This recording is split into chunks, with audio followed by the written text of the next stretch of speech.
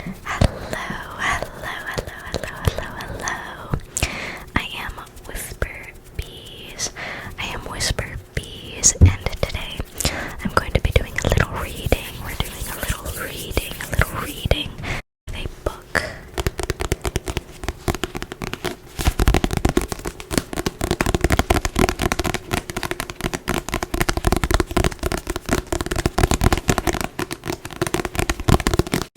So I am going to be reading Percy Jackson and the Olympians, book number 1, The Lightning Thief. Oh, my little cat is on the bed. And the reason I'm reading this is because this book is a childhood favorite of my roommate, and the show recently came out on Disney Plus. So she made me watch that with her because she really enjoys it, and I found the show quite amusing, and she was like, hey, you like that? You'll like the books. So she's making me read the books now. But I figured I would make you guys read them with me, so I'm just gonna read this today. I'm quite excited because, it's lighthearted. It's a children's book, so I'm kind of excited. Let's begin. So get all cozy so I can read you a little story.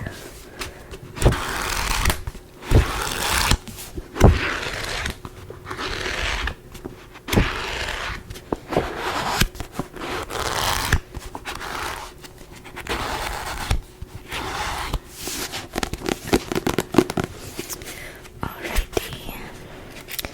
Percy Jackson and the Olympians, The Lightning Thief.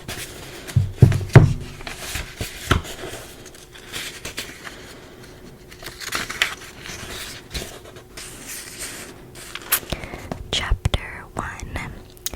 I accidentally vaporized my pre-algebra teacher. Look, let me adjust the book. Look, I didn't want to be a half-blood. If you're reading this because you think you might be one, my advice is close this book right now. Believe whatever lie your mom or dad told you about your birth, and try to lead a normal life. Being a half-blood is dangerous. It's scary. Most of the time it gets you killed in painful, nasty ways. If you're a normal kid reading this because you think it's fiction, great. Read on. I envy you for being able to believe that none of this ever happened. But if you recognize yourself in these pages, if you feel something stirring inside, stop reading immediately. You might be one of us, and once you know that, it's only a matter of time before they sense it too, and they'll come for you. Don't say I didn't warn you. My name is Percy Jackson. I'm 12 years old. Until a few months ago, I was a boarding student at Yancey Academy, a private school for troubled kids in upstate New York. Am I a troubled kid? Yeah, you could say that. Struggling to turn the page.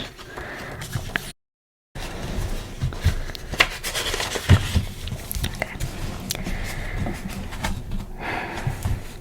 I could start at any point in my short, miserable life to prove it, but things really started going bad last May when our 6th grade class took a field trip to Manhattan. 28 mental case kids and 2 teachers on a yellow school bus heading to the Metropolitan Museum of Arts to look at ancient Greek and Roman stuff. I know, it sounds like torture.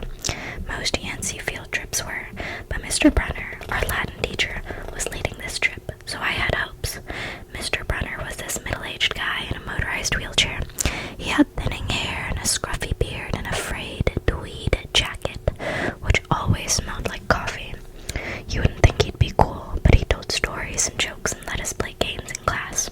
He also had this awesome collection of Roman armor and weapons, so he was the only teacher whose class didn't put me to sleep. I hoped the trip would be okay. At least, I hoped that for once I wouldn't get in trouble. Boy, was I wrong. See, bad things happen to me on field trips, like at my 5th grade school when we went to the Saratoga battlefield. There's a cat climbing up my back right now.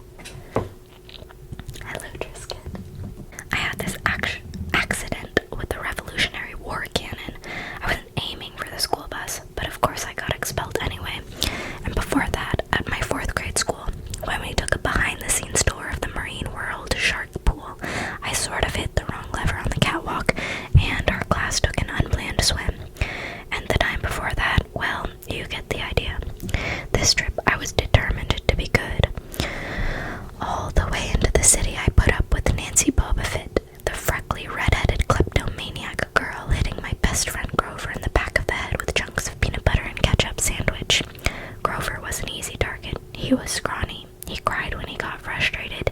He must have been held back several grades because he was the only 6th grader with acne and the start of a wispy beard on his chin. On top of all that, he was crippled. He had a note excusing him from PE for the rest of his life because he had some kind of muscular disease in his legs. He walked funny, like every step hurt him. But don't let that fool you. You should have seen him run when it was enchilada day in the cafeteria. Anyway, Nancy Bobofit was throwing wads of sandwich that stuck in his curly brown hair, and she knew I couldn't do anything back to her because I was already on probation. The headmaster had threatened me with death by in-school suspension if anything bad, embarrassing, or even mildly entertaining happened on this trip. I'm going to kill her, I mumbled. Grover tried to calm me down. It's okay, I like peanut butter. He dodged another piece of Nancy's lunch. That's it. I started to get up, but Grover pulled me back to my seat. You're already on probation, he reminded me. You know you'll get blamed if anything happens. Looking back on it, I wish I'd decked Nancy Bobofit right then and there. In-school suspension would have been nothing compared to the mess I was about to get myself into. Mr. Brunner led the museum tour. He rode up front in his wheelchair, guiding us through the big, echoey galleries, past marble statues and glass cases full of really old black and orange pottery. It blew my mind that this stuff had survived for 2,000, 3,000 years.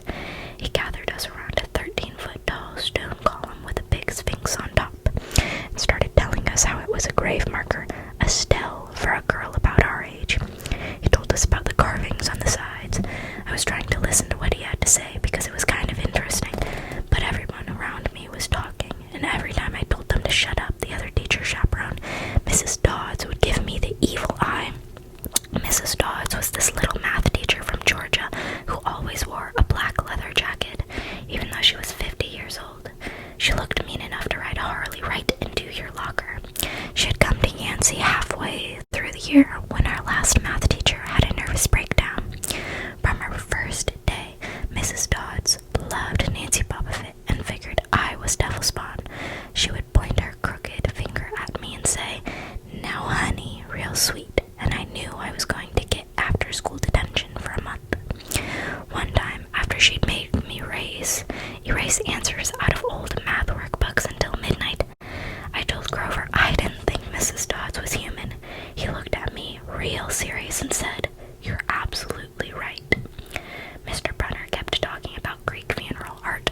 Finally, Nancy Bobofit snickered something about the naked guy on the stele, and I turned around and said, "Will you shut up?" It came out louder than I meant to do. The whole group laughed. Mr. Brunner stopped his story. "Mr. Jackson," he said, "did you have a comment?" My face was totally red. I said, "No, sir." Mr. Brunner pointed to one of the pictures on the stele.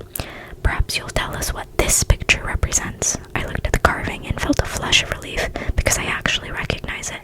"That's Kronos eating his kids, right?" "Yes," Mr. Brunner said, obviously not satisfied. "And he did this because..." Well, I racked my brain to remember.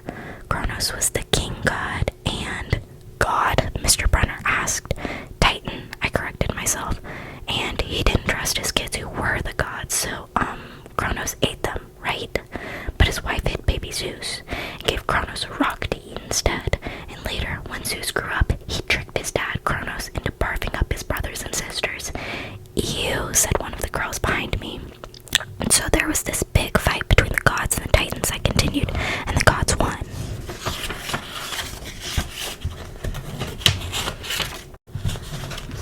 Some snickers from the group. Behind me, Nancy Bobofit mumbled to a friend, like we're gonna use this in real life, like it's going to say in our job applications, "Please explain why Kronos ate his kids." "And why, Mr. Jackson," Brunner said, "to paraphrase Miss Bobofit's excellent question, does this matter in real life?" "Busted," Grover muttered. "Shut up," Nancy hissed, her face even brighter red than her hair. At least Nancy got packed too. Mr. Brunner was the only one who ever caught her saying anything wrong. He had radar ears. I thought about his question and shrugged. "I don't know, sir." "I see." Mr. Brunner looked disappointed. "Well, half credit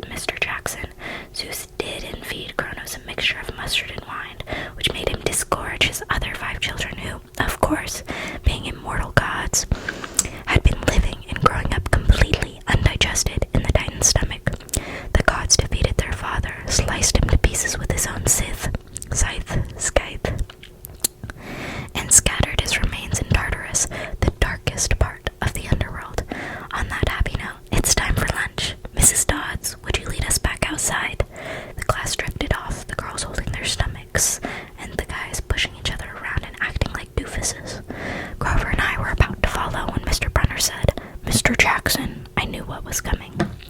I told Grover to keep going. Then I turned toward Mr. Brunner. Sir, Mr. Brunner had this look that wouldn't let you go. Intense brown eyes that could have been 1,000 years old and had seen everything. You must learn the answer to my question, Mr. Brunner told me. About the Titans. About real life. About how your studies apply to it. Oh, what you learn from me, he said, is vitally important. I expect you to treat it as such. I will accept only the best from you, Percy Jackson. I wanted to get angry. This guy pushed me so hard. I mean, sure, it was kind of cool on tournament days when he dressed up in a suit of Roman armor and shouted, "What ho!" and challenged us, sword point against chalk, to run to the board and name every Greek and Roman person who had ever lived, and their mother, and what god they worshipped. But Mr. Brunner expected me to be as good as everybody else, despite the fact that I have dyslexia and attention deficit disorder, and I had never made above a C- in my life. No, he didn't expect me to be as good. He expected me to be better. And I just couldn't learn all those names and facts, much less spell them correctly. I mumbled something about trying harder, while Mr. Brunner took one long, sad look at the stele, like he'd been at this girl's funeral. He told me to go outside and eat my lunch. The class gathered on the front steps of the museum, where we could watch the foot traffic along Fifth Avenue. Somebody's breaking into a car outside. Never mind. Overhead, a huge storm was brewing, with clouds blacker than I'd ever seen over the city. I figured maybe it was global warming or something, because the weather all across New York State had been weird since Christmas. We had had massive snowstorms, flooding, wildfires from lightning strikes, and I wouldn't have been surprised if this was a hurricane blowing in. Nobody else seemed to notice. Some of the guys were pelting pigeons with Lunchables crackers. Nancy was trying to pickpocket something from a lady's purse, and, of course, Mrs. Dodds wasn't seeing a thing. Grover and I sat on the edge of the fountain, away from the others.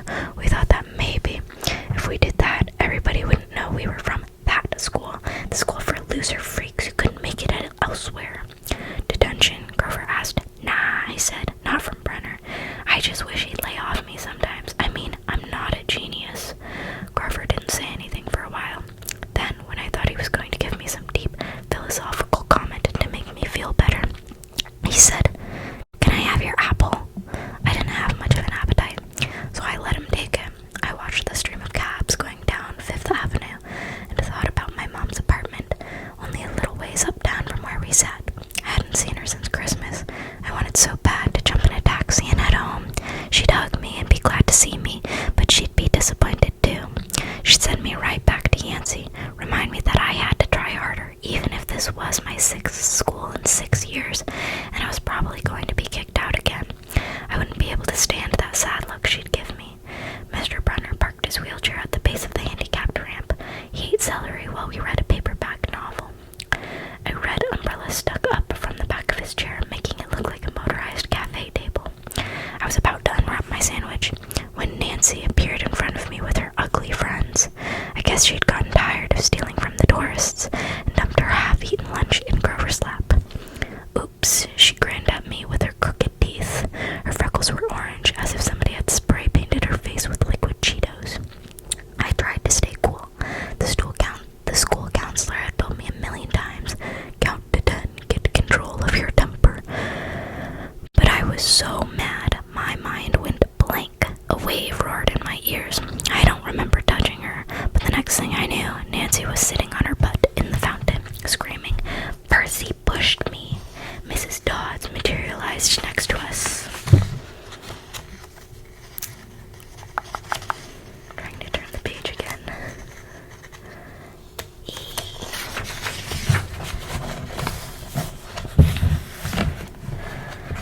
Some of the kids were whispering, "Did you see the water? Like, it grabbed her." I didn't know what they were talking about. All I knew was that I was in trouble again. As soon as Mrs. Dodds was sure poor little Nancy was okay, promising to get her a new shirt at the museum gift shop, etc., etc., Mrs. Dodds turned on me. There was a triumphant fire in her eyes, as if I'd done something she'd been waiting for all semester. Honey, I know, I grumbled. A month erasing workbooks. That wasn't the right thing to say. Come with me, Mrs. Dodd said. Wait, Grover yelped. It was me. I pushed her. I stared at him, stunned. I couldn't believe he was trying to cover for me. Mrs. Dodd scared Grover to death. She glared at him so hard, his whiskery chin trembled. I don't think so, Mr. Underwood, she said, but you will stay here. Grover looked at me desperately. It's okay, man, I told him. Thanks for trying. Honey, Mrs. Dodds barked at me. Now. Nancy smirked. I gave her my deluxe I'll kill you later stare. Then I turned to face Mrs. Dodds, but she wasn't there. She was standing at the museum entrance, way at the top of the steps, gesturing impatiently for me to come on. How'd she get there so fast? I have moments like that a lot, when my brain falls asleep or something, and the next thing I know I've missed something. As if a puzzle piece fell out of the universe and left me staring at the blank place behind it. The school counselor told me this was part of my ADHD, my brain misinterpreting things. I wasn't so sure. I went after Mrs. Dodds. Halfway up the steps, I glanced back at Grover. He was looking pale, cutting his eyes between me and Mr. Brunner, like he wanted Mr. Brunner to notice what was going on, but Mr. Brunner was absorbed in his novel. I looked back up. Mrs. Dodds had disappeared again. She was now inside the building, at the end of the entrance hall. Okay, I thought. She's going to make me buy a new shirt for Nancy at the gift shop, but apparently that wasn't the plan.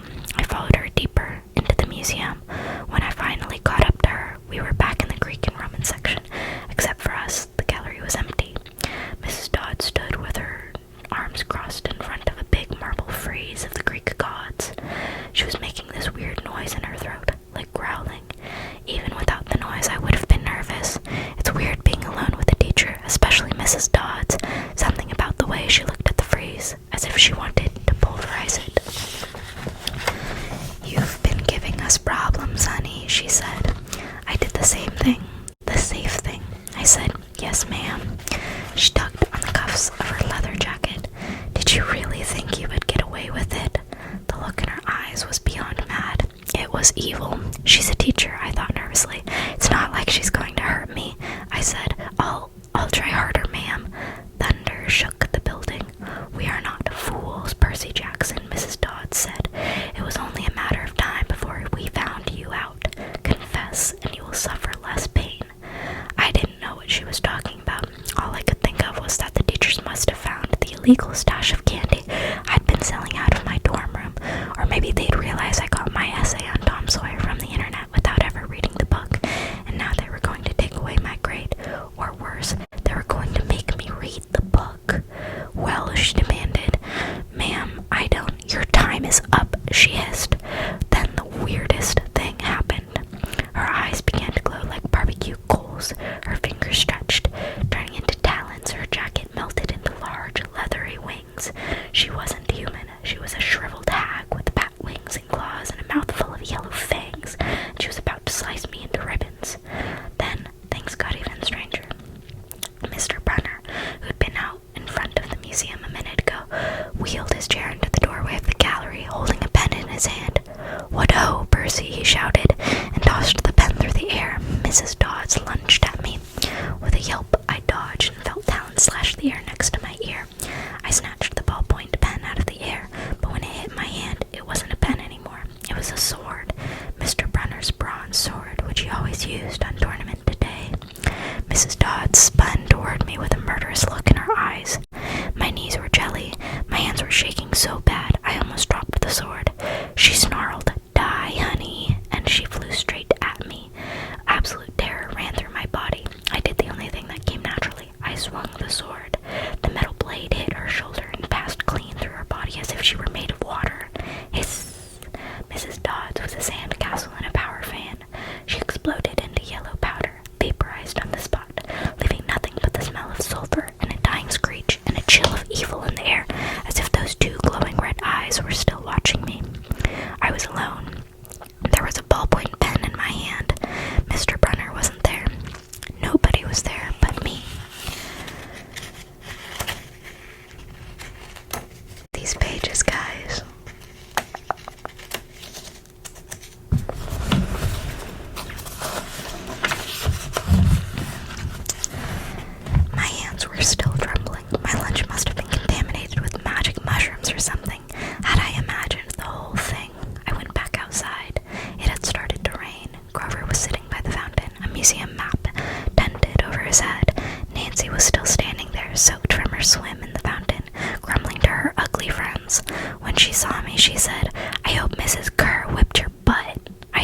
Who?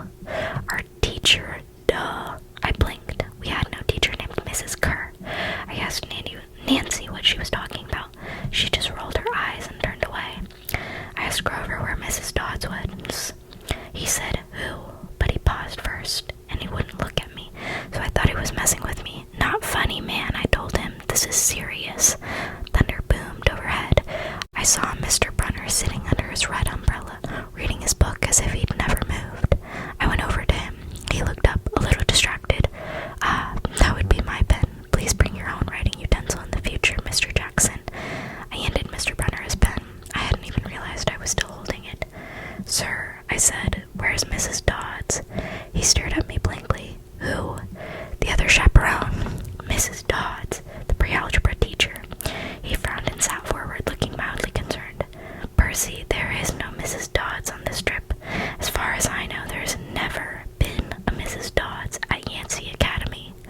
Are you feeling all right? And that was the first chapter of Percy Jackson, the Lightning Thief.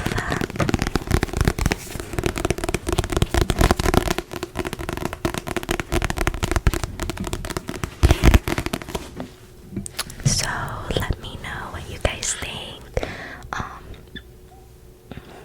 If you'd like me to continue reading the book, if you guys are watching the show on Disney, comment your favorite character, comment your favorite Greek god. I don't have one. Yeah, I do, but my pronunciation of the names is a little dicey, so I'm insecure